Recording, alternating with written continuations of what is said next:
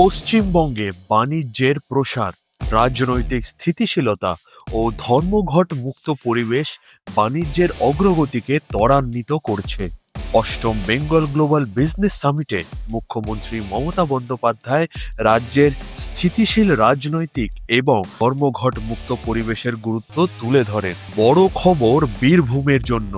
বিশ্বের অন্যতম বৃহৎ কয়লা খনি দেওচাপাচামিতে খনন কার্য এই সপ্তাহেই শুরু হচ্ছে।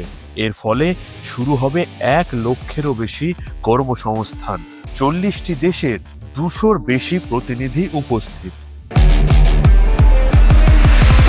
মুকেশ আম্বানি পশ্চিমবঙ্গে বিনিয়োগ দ্বিগুণ করার প্রতিশ্রুতি দিলেন, 50,000 কোটি।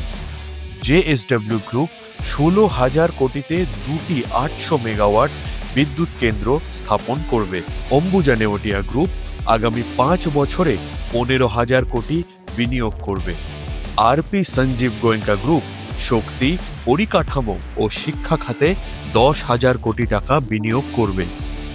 অর্থনৈতিক করিডর, মহিলাদের ক্ষমতায়ন পশ্চিমবঙ্গকে দ্রুত বিনিয়োগের কেন্দ্র হিসাবে প্রতিষ্ঠিত করেছে। পশ্চিমবঙ্গ শিল্প প্রসারের জন্য প্রস্তুত। আপনি কি এই উন্নয়নের অংশ হতে প্রস্তুত?